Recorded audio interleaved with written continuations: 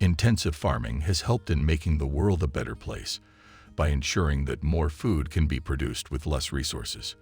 However, intensive farming does have its downsides. It has created a food production industry which is inefficient and is contributing to environmental degradation. As well, intensive farming of animals results in their suffering and deaths.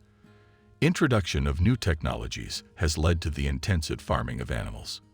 These animals are typically raised in a controlled, unnatural environment. They are restricted to small, cramped spaces and often maltreated. Additionally, they are often bored to death. There is also a decrease in the quality of meat that is produced. In order to combat this, there should be a change in the law, which limits the amount of animal products that can be produced by farms. The environment is in serious danger due to the quantity of animal products that are produced every year. The amount of carbon dioxide released because of these farms can lead to climate change. If the law were changed, it would help combat this problem. These megafarms look similar to the indoor farms found in grocery stores and have been built in response to the global demand for animal protein. Today, there is a high demand for animal protein.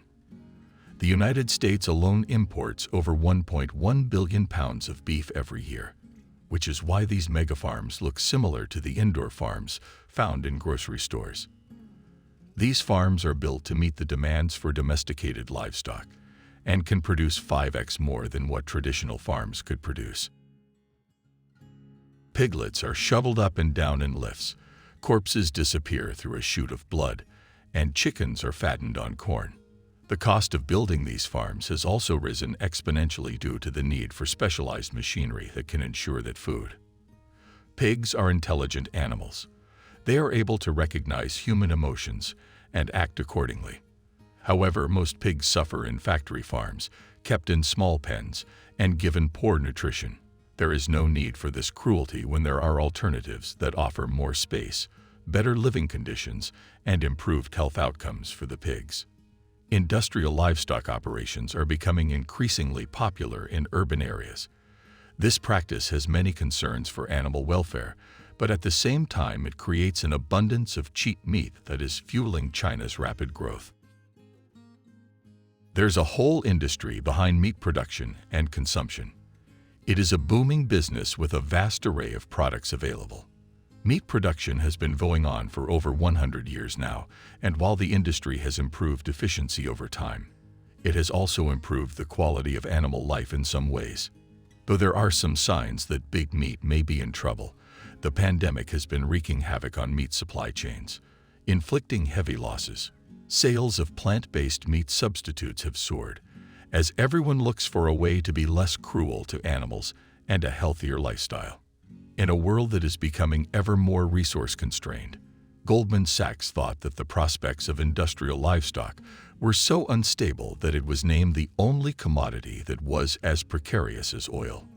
So, let's capitalize on this moment to imagine how we might bring this shameful chapter in animal-human relations to a close. The future is ours for the taking. Let's create it together. Public support for a phase-out could come from any number of quarters. With the many new public health scares that have been emerging from time to time, from recent examples such as the emergence of a powerful pathogen in the style of Salmonella or a zoonotic disease, pressure can build up quite quickly. A new way to handle this is for a supervisor to schedule regular meetings with all department heads and their staff members to discuss these issues and how they can be prevented. Or the industry could be taken down by climate activists. It has been revealed that the top 5 meat corporations emit more greenhouse gases than ExxonMobil, a company that is notorious for its pollution-causing practices.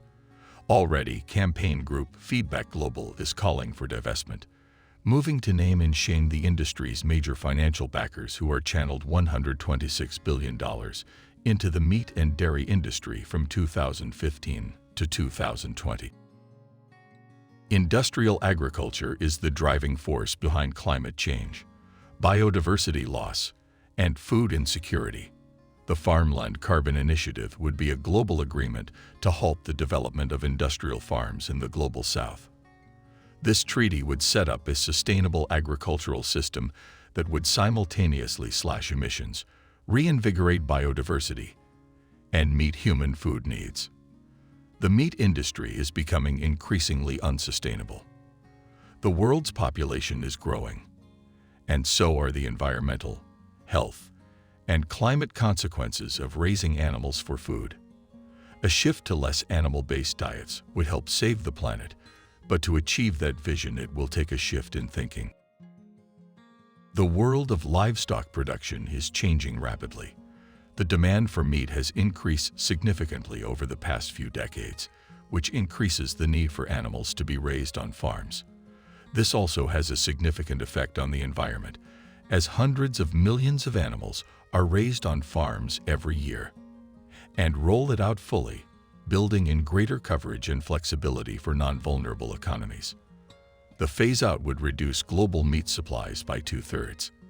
However, the impact would be concentrated in countries such as the US, where the average citizen eats over 100 kilograms, equivalent to 50 chickens, every year, 99% of it factory farmed. As meat becomes more expensive, fast food chains would pivot to plant-based goods, which would become the luxury choice for most people in North America. However, creative government interventions will be needed to cap demand and reverse what has been coined by academic Tony Wise as the meatification of diets. These might include targeted public procurement to make nutritious planet-friendly diets affordable, like beans, lentils, nuts and seeds, and more vegetables, and schemes to ration out the remaining meat, eggs, and dairy while promoting alternatives. The European Union needs to redirect $38 billion in public money to reinvest in sustainable agriculture and create a transition phase. Governments need to specifically allocate funds for this, as it would provide much more peace of mind than simply mitigating the environmental impacts or giving subsidies. In the Global South, it is a drastically different story. In places such as Ethiopia, where the population eats about 7 kilograms of meat per year and small-scale farmers supply nearly 98% of milk, the end of megafarms would go almost unnoticed.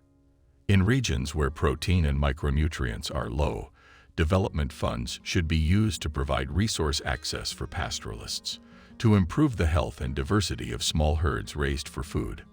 Buffalo, cattle, goats, camels, or alpacas are all times common livestock in these regions. The 30% of arable soils currently given over to monocultures for animal feed could be returned to its indigenous owners across large areas of the Americas and Australia, say, or used to grow calories for direct human consumption.